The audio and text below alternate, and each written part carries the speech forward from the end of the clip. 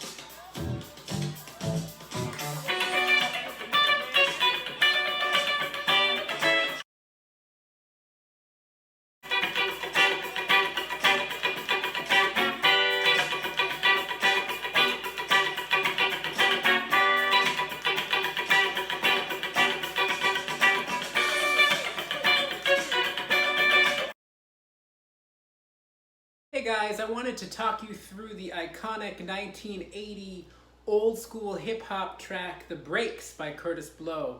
This is a really interesting track because it samples from funk and disco guitar, which you don't hear in some of the more modern hip hop. What's really interesting is I often get a lot of comments that I teach old school guitar, hip hop guitar lessons, but Eminem is actually not old school. Kurtis Blow is old school. 1980 is pretty old school. So let's get to the parts. They're pretty easy. There are actually only 3 chords in this tune. So the first chord that you're going to play is a B minor triad. You're going to play with your ring finger on the 9th fret of the D string, and then you're going to bar the 7th fret with your index finger, the 7th fret of the G, B, and E strings.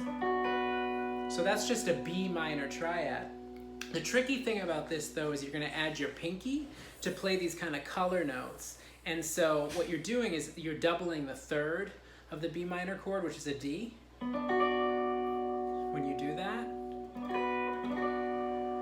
And the part revolves around this down, up pattern with the right hand. So you're going to go.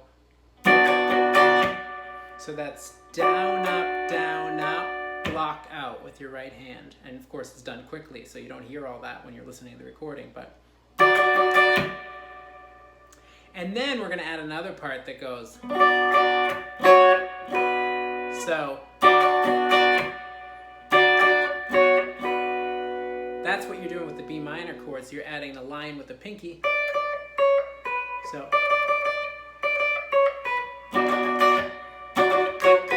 and that's the first chord. And then you repeat the B minor chord with the pinky. But the second time, you're going to do E minor 7 with the pinky still on the 10th fret. And now it becomes the flat 7 of E minor. And then you're going to slide that up 2 frets to the 9th fret, which is an F sharp minor 7 chord. So that's the primary part to the tune. You have this.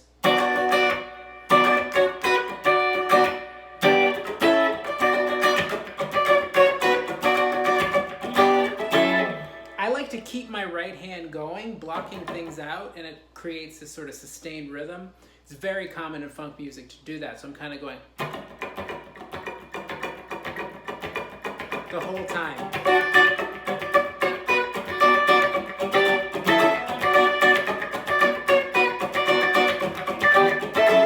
Now, there's this little turnaround, right? Those are the breaks. I can't get that low. Where he actually goes.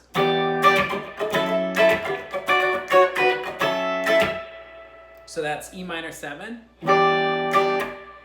F sharp minor 7, then our little riff, F sharp minor 7. And that's it. That's the major part to the tune.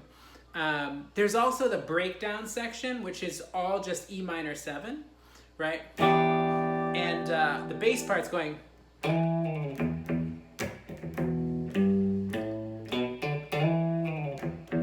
Right? The guitar part is doing.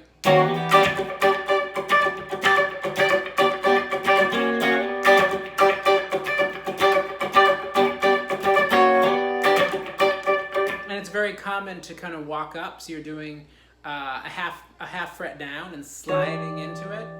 But I would say the main part you should work on if you want to impress your friends, or if you have MC friends who like to spit in an old school fashion, you can teach them, you can play this riff for them.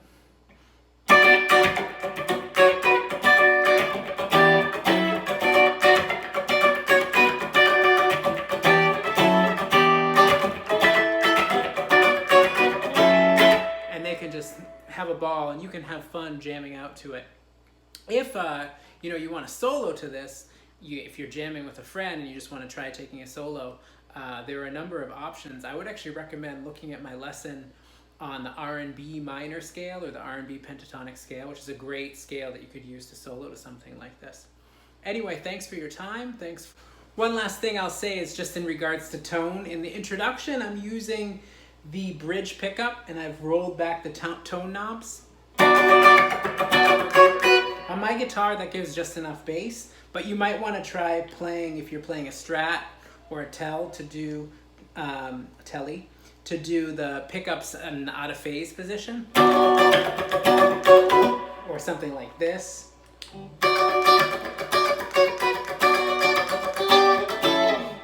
I use a lot of chorus on it to try to emulate the sound on the recording, and a little bit of reverb, maybe a little bit of delay as well.